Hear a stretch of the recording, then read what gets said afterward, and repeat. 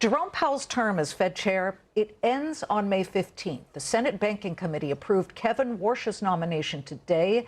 Kevin Warsh now awaits a full Senate vote to be confirmed to replace Powell. But as we said, Powell is not leaving the board, at least not now. Joining me now on a Fox Business exclusive to unpack all of this is Citi Global Chief Economist Nathan Sheets, who worked at the Fed for 18 years, serving as Director of Division of International Finance, and you advised the FOMC. What struck you as most important in this meeting? I think the key takeaway is, first, Jay Powell is not going anywhere. He won't be the chair anymore. His terms there are up, but he's not prepared to sacrifice his seat at the table. And then I think the second key takeaway for me is that this is a Federal Reserve that is firmly in wait-and-see mode, and that path to rate cuts that the Fed has signaled in previous meetings is looking increasingly unlikely and fraught. I think they want to see more as to where the oil price and the situation in Iran goes from here. Let's tackle both of those issues that you just made. First, Powell not leaving. Yeah. You make it sound like he doesn't want to cede his chair at the table, not his chairmanship. He said he'll go quietly.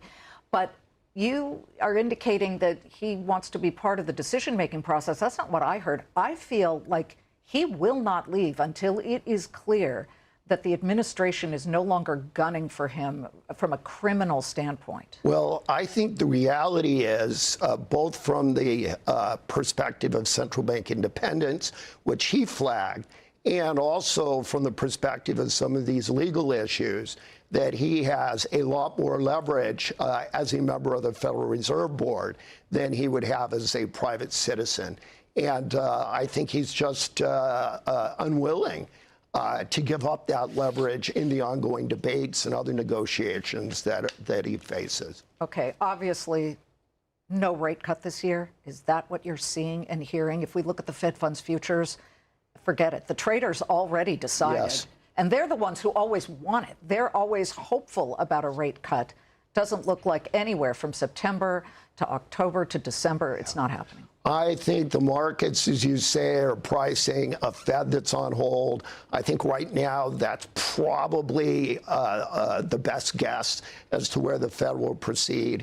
Of course, we've got to watch the developments in Iran. Is that the right call? I think it is at the moment, but it's also a time where the Fed and the markets need to be agile. And we could yet see a fair amount of demand destruction in the economy as a result of these higher oil prices. And if that happens, then the Fed needs to respond. But similarly, we could see some meaningful and sustained inflation. And in that scenario, the Fed might need to hike. So wait and see for now. Oh, boy. That means Kevin Warsh would be the one to have to do that. Kevin Warsh has a very challenging set of challenges that will be on his plate as he enters the Federal Reserve. And I think there is a possibility that he may be looking at an inflationary scenario and need to hike rates. He was asked, Fed Chair Powell was asked, what kind of board member will you be? Hinting, will you be a noisy member? He used the term shadow. He said, no, I'm not going to be that person. I've been in that chair before. But listen to how he actually stated it, which I thought was extremely interesting. And he also, by the way, said very nice things about Kevin Warsh. Here's what he said. That's just something I would never do, the shadow chair thing. I don't know what the exact specifics of it will be, but I'm going back to being a governor. I respect the role of chair. I was a chair. I was a governor for 6 years, and I know what that's like. I know it, and I had a pretty front row seat particularly with Chair Yellen, to whom I was close when I worked with Chairman Bernanke for 2 years. But I was brand new at that time, so I got a sense of what it was, and I had real sympathy for how hard it is to get that group to consensus. And I always felt like I don't want to add to that unnecessarily, and that means try to support the chairs where the direction the chair wants to go in, if you can. If you can't, you can't. And I think that's the way it's always worked there. How do you think that dynamic between the two will go? Well, there's one other reality here that we shouldn't lose sight of that's related to that, and that is as Jerome Powell becomes Governor Powell, he still will have a lot of credibility with his colleagues on the FOMC. And I think he will modulate his public voice, and we won't be hearing as much from him publicly except for some of these key issues like central bank independence.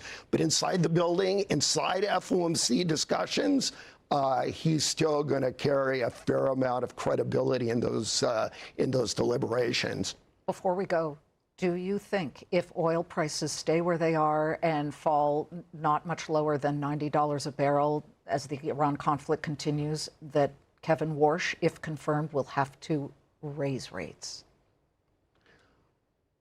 I think that if we have $120 barrel oil for a sustained period of time, that it's essentially a coin flip. And what it's going to come down to is how resilient is the U.S. economy. And Powell talked about this resilience. But the irony is, if you have more resilience, that means you're absorbing the shock, and the Fed's going to focus on inflation. So I think it is a distinct possibility. But there are a lot of different ways this economy could go. Nathan, thank you. It's going to be a tough call, I would imagine.